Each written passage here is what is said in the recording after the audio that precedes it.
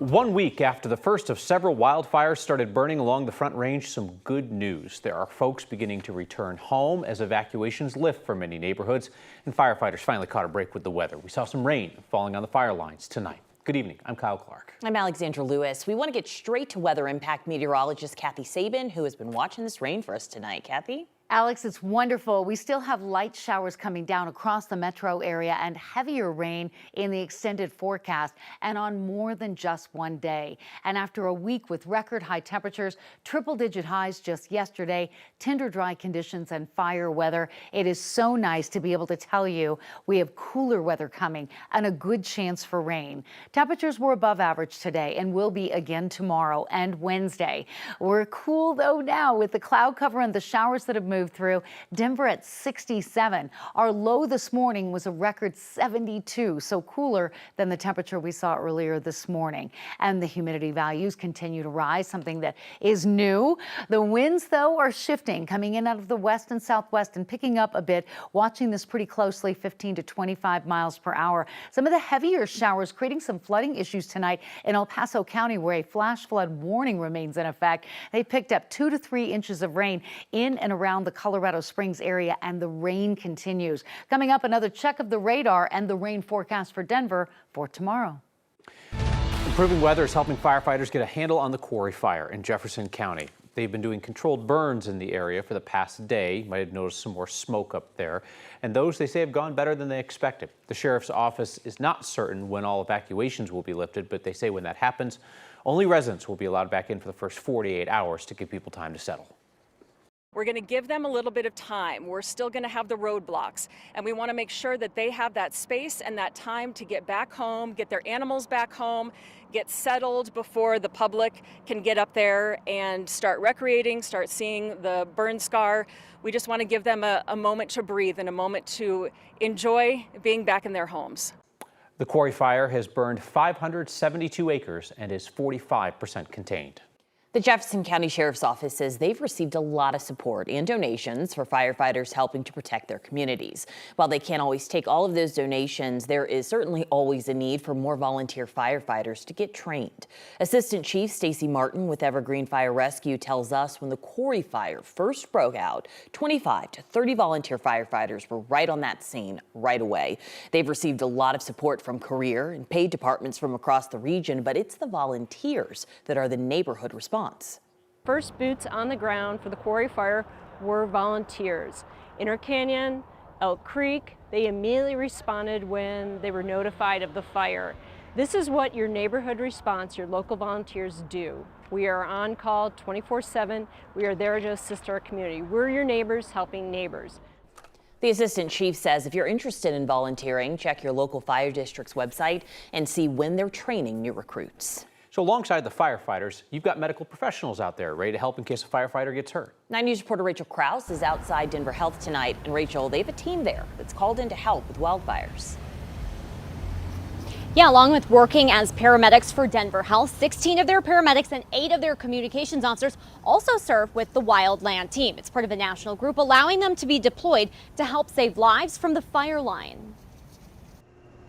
As a Denver Health paramedic, Logan Opolinski has seen it all. Yeah, I've been here 8 years. There's a lot of things, yeah. Very few I haven't. That experience is critical when he's deployed to help as a paramedic on the fire line. There's been a couple where people have been struck by trees or some dehydration, electrolyte issues, heat stroke, that would require more ALS level care. Just weeks earlier, he was embedded on the front lines of the Oak Ridge fire in Pueblo. So we're there to save the firefighters' lives, and God forbid any civilian that would be left around. Carrying axes and AEDs, everything he'd need to save a life right on his back. We can help out as necessary with firefighting operations if critical incidents arise. We can go with hot shots who are they're elite, they're essentially athletes.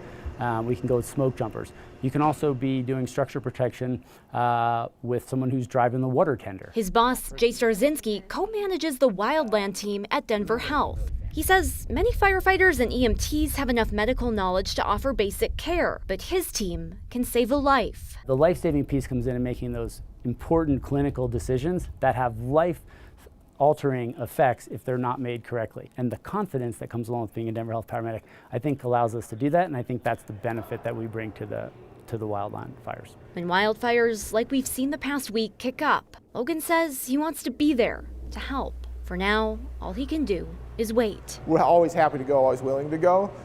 We just have to wait for the call. The team here at Denver Health is always ready to respond to fires all around the country. Right now, they've got 2 paramedics that have been sent out to the front line of fires in Oregon and in Wyoming. And they've even got a communications officer working up in Loveland right now, helping out with the Alexander Mountain fire. Reporting live in Denver, Rachel Krause, 9 News. For the latest on the fight against the wildfires along the Front Range, text the word wildfire to 303-871-1491, and we'll send you back a link to the most updated information coming into our newsroom. CBI is asking for help finding a missing 74-year-old man. They say that Robert Reed was last heard from around 7 o'clock last night. He's near East 56th Avenue, just west of Quebec in Commerce City. His car is described as a 2006 light blue Chrysler Town & Country, Colorado license plates. There's damage to the rear driver's side as well as the passenger side. If you see him, you're asked to call 911 or the Commerce City Police Department.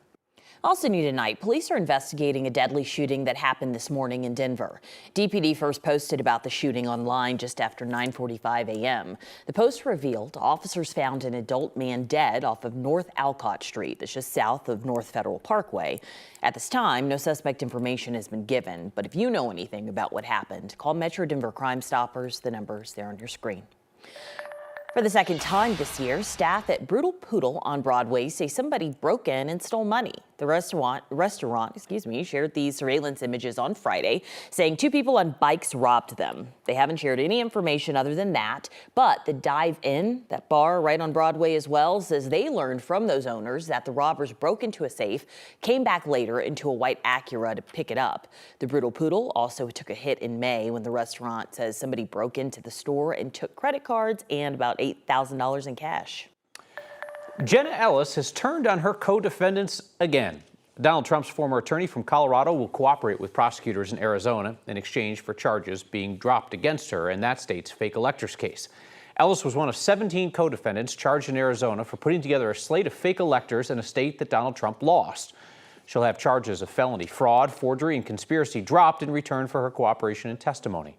And in an election interference case out of Georgia, Ellis flipped on her co-defendants there, including Trump himself. She pleaded guilty to a felony in Georgia. She's been barred from practicing law in Colorado for 3 years and was also censured for election rigging lies. The former Colorado Christian University professor now works in conservative talk radio.